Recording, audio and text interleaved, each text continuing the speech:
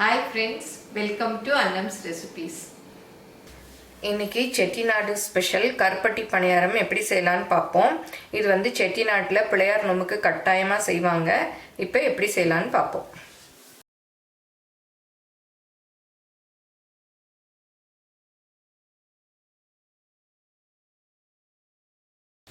கருப்பட்டி பனியாரத்துக்கு மெஷரிங் கப்பில் பெரிய கப் இருக்கு இல்லையா, அதில் ஒரு கப் அளவு எடுத்திருக்கேன். நீங்கள் எந்த கப்பில் வேணாலும் எடுத்துக்கலாம்.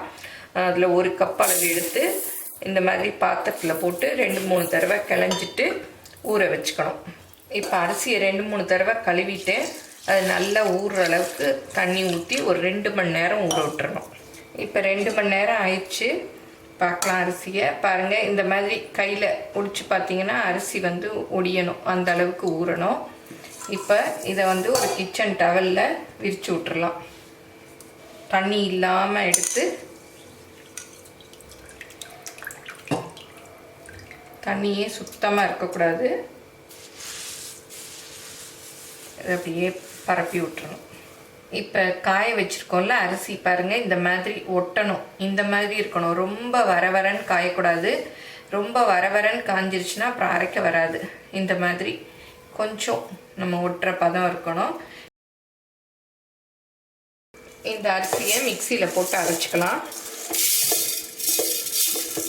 இப்போ அரிசியை நல்ல மாவை அரைச்சாச்சு. இதை வந்து சலிச்சுக்கலாம். இப்போ அரைச்சதை சலிச்சேன் இல்லையா, அதில் இவ்வளோ கப்பி இருந்தது. இதை திரும்பவும் மிக்சியில் போட்டு நம்ம அரைச்சிக்கலாம். இப்போ பாருங்கள், எல்லா அரிசியும் அரைச்சி சலிச்சாச்சு. மாவு நல்லா குளுன்னு இருக்கு.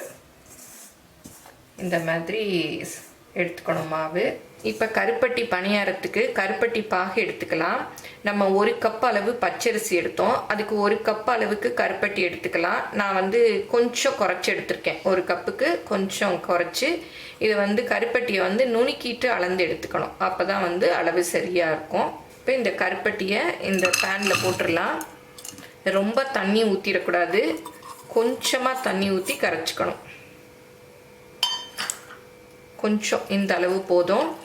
இந்த கருப்பட்டி பாகுக்கு பாகு பதமெல்லாம் இல்லை, சும்மா கரைச்சிட்டு வடிகட்ட வேண்டியதுதான். கருப்பட்டி இல்லாதவங்க இதே அளவு வெல்லம் கூட போட்டு பண்ணிக்கலாம். சிலர் வந்து கருப்பட்டி பாதி வெல்லம் பாதி கூட போட்டு பண்ணுவாங்க. இப்போ பாகு வடிகட்டிக்கலாம். இது வந்து கொஞ்ச நேரம் அப்படியே ஆறட்டும். ரொம்ப சூடாக இருந்தாலும் மாவில் ஊற்றி பிசைறது கஷ்டம், கொஞ்ச நேரம் ஆறட்டும். இப்போ இந்த கருப்பட்டி பாகை கொஞ்சம் கொஞ்சமாக ஊற்றி சப்பாத்தி மாவு மாதிரி பிசையணும். கொஞ்சமாக ஊற்றிக்கங்க.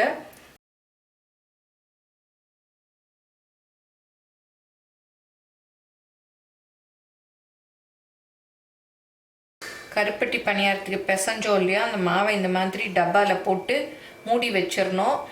அன்றைக்கே கருப்பட்டி பனியாரம் செய்கிறத விட மறுநாள் செஞ்சோன்னா டேஸ்ட்டு நல்லா இருக்கும். அன்றைக்கும் பிசைஞ்ச அன்றைக்கும் செய்யலாம், பட் மறுநாள் இன்னுமே டேஸ்ட்டாக இருக்கும். இந்த பாகு பாருங்கள், நான் மீதி எடுத்து வச்சுருக்கேன். இதை வந்து நாளைக்கு பனியாரம் சுடுறச்ச இந்த மாவில் ஊற்றி கரைச்சிக்கலாம். இப்போ இதை வந்து அப்படியே மூடி வெளியிலே வைக்கலாம், ஃப்ரிட்ஜுக்குள்ளே வைக்கணும்னு அவசியம் இல்லை. ஒரு 4-5 நாள் கழித்து நீங்கள் சுடுறதா இருந்தால் தான் இதை வந்து ஃப்ரிட்ஜுக்குள்ளே வச்சுக்கணும். இப்போ பிசைஞ்சு வச்ச மாவை எடுத்து பனியாரம் சுட்டுக்கலாம். இந்த மாதிரி நம்ம மாவு பிசைஞ்சு வச்சிட்டோம்னா நமக்கு எப்போ கருப்பட்டி பனியாரம் வேணுமோ அப்போ வந்து சுட்டுக்கலாம். இதில் வேணுங்கிற அளவு நீங்கள் எடுத்துக்கலாம். நம்ம கருப்பட்டி பாகு மீதி வச்சுருந்தோம் இல்லையா, அதையும் ஊற்றிக்கலாம். இதுவே சரியாக இருக்கும். அப்புறம் சுக்கு பொடி ஒரு 1/2 டீஸ்பூன் அளவு போட்டால் வாசமாக இருக்கும். நீங்கள் வேணும்னா போட்டுக்கலாம். அப்புறம் ஏலக்காய் பொடி அதே அளவு 2. இப்போ இந்த கருப்பட்டி இருக்கு இல்லையா, இந்த கிண்ணத்துலேயே கொஞ்சம் தண்ணி ஊற்றி அதையே மிக்ஸ் பண்ணி பார்த்து ஊற்றிக்கணும். நம்ம தோசை மாவு பதத்துக்கு கரைச்சிக்கணும். கையில் கூட நீங்கள் கரைச்சிக்கலாம், ஈஸியாக இருக்கும்.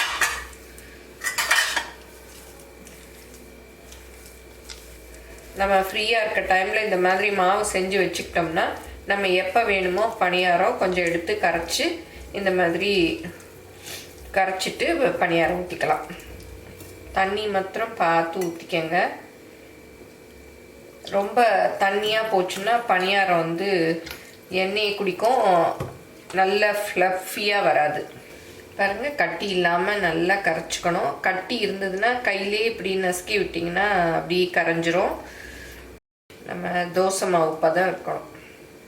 அப்புறம் ரொம்ப திக்காக இருந்ததுன்னா கூட நீங்கள் அப்புறம் தண்ணி லைட்டாக ஒரு ஸ்பூன் அளவு ஊற்றி மிக்ஸ் பண்ணிக்கலாம். முதல்ல ஊற்றிட்டிங்கன்னா தான் கஷ்டம். ரொம்ப குழி கரண்டியாக எடுத்துக்காதீங்க, கொஞ்சம் இந்த மாதிரி ஏந்தல் கரண்டியாக எடுத்துக்காங்க. குழியாக இருந்தால் மாவு ரொம்ப உள்ளே போய் பெரிய பணியாரமாக உள்ளே வேகாது. இப்போ இந்த மாதிரி ஒரு இருப்பு சட்டியில் எண்ணெய் ஊற்றிக்காங்க. இந்த கருப்பட்டி பணியாரம்லாம் ஒன்று ஒன்றா தான் ஊற்ற முடியும். அதனால சின்ன சட்டியை வச்சுக்கிட்டிங்கன்னா தான் உங்களுக்கு ஈஸியாக இருக்கும். இதில் வந்து நான் ஒரு ஸ்பூன் அளவு நெய் சேர்த்துக்கிறேன். பணியாரம் கொஞ்சம் டேஸ்ட்டாக இருக்கும். நீங்கள் வேணும்னா சேர்த்துக்கலாம், இல்லாட்டா சும்மா எண்ணெயில் கூட செய்யலாம். அடுப்பு சூடானதும் கொஞ்சம் குறைச்சி வச்சுட்டு நல்லா மாவை வந்து இந்த மாதிரி மிக்ஸ் பண்ணிக்கலாம். மிக்ஸ் பண்ணி ஊற்றினா தான் பணியாரம் நல்லா வரும். இல்லாட்டி அடியில் அப்படியே மாவு செட்டில் ஆயிரும். கொஞ்சமாக எடுத்து அப்படியே ஊற்றணும்.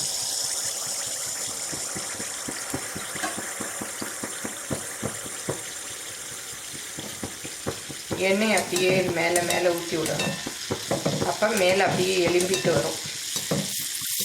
இந்த பணியாரம்லாம் ஃபஸ்ட்டு கொஞ்சம் அப்படியே 1-2 சரியாக வராது, அப்புறம் நல்லா வரும். பாருங்கள், நல்லா எலும்பி வந்துடுச்சு.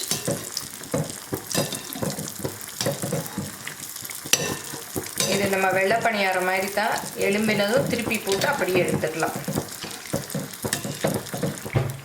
இப்போ நல்லா எலும்பிடுச்சு. அப்படியே திருப்பி போட்டுட்டு எடுத்துடலாம். இந்த கருது வச்சு எடுத்துடலாம்.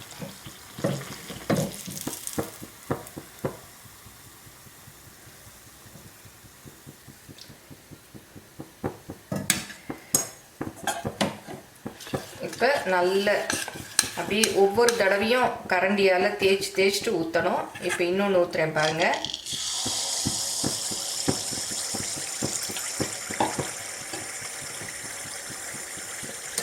இந்த எண்ணெயெல்லாம் அப்படியே மேலே மேலே எடுத்து ஊற்றினா அது அப்படியே எலும்பி வரும்.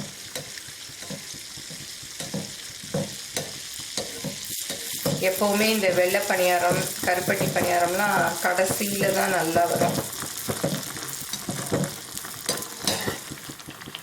இந்த வெல்லம் கருப்பட்டியெல்லாம் சேர்த்து செய்கிறதுனால சில சமயம் என்ன ஆகும்னா அப்படியே வந்து சட்டியில் போய் ஒட்டிக்கும். கொஞ்சம் லைட்டாக எடுத்து விட்டிங்கன்னா எடுத்துகிட்டு வந்துடும். இப்போ நல்லா வெந்துருச்சு. இப்போ அப்படியே எடுத்துடலாம். இந்த கருப்பட்டி பணியாரத்தில் கருப்பட்டி இல்லாதவங்க கருப்பட்டிக்கு பதிலாக அதே அளவு வெல்லம் சேர்த்தும் செய்யலாம். இதில் வந்து கருப்பட்டி வெல்லம்லாம் சேர்க்கறதுனால கொஞ்சம் நம்ம பணியாரம் ஊற்றுறச்சு அடுப்பில் ஒட்டுற மாதிரி இருக்கும். பயந்துக்காதீங்க. முதல்ல ஒரு 2-3 அப்படி வரும். அப்புறம் போக போக நல்லா ஊற்ற நல்லா உரசி ஊற்றணும். ஊற்ற நல்லா வரும். இந்த ஓரத்துல எல்லாம் டிசைன் இந்த பிளேட்டில் இருக்குது பாருங்கள், அதே மாதிரி இந்த பணியாரத்துலேயும் இருக்குது டிசைனு. இதை தான் வந்து கரை கட்டி வர்றது அப்படின்னு சொல்லுவாங்க. இந்த மாதிரி வந்ததுன்னா பணியாரம் நல்லா வந்திருக்கு அப்படின்னு சொல்லுவாங்க எங்கள் ஊரில். இந்த பணியாரம் வந்து அதிரசம் மாதிரி தான் டேஸ்ட்டாக இருக்கும். இதை வந்து 2-3 நாள் அப்படியே நம்ம ஆறின பிறகு டப்பாவில் போட்டு ஸ்டோர் பண்ணி வச்சுக்கலாம். கெடாது, நல்லாயிருக்கும். இதை வந்து எல்லாரும் செஞ்சு பாருங்கள். எப்படி வந்ததுன்னு உங்கள் கமெண்ட்ஸை சொல்லுங்கள். பிடிச்சிருந்தா லைக் பண்ணுங்கள், உங்கள் ஃப்ரெண்ட்ஸுக்கும் ஷேர் பண்ணுங்கள். மறக்காமல் ஃபேஸ்புக், இன்ஸ்டாகிராமில் அன்னம்ஸ் ரெசிபீஸை ஃபாலோ பண்ணுங்கள். தேங்க்யூ.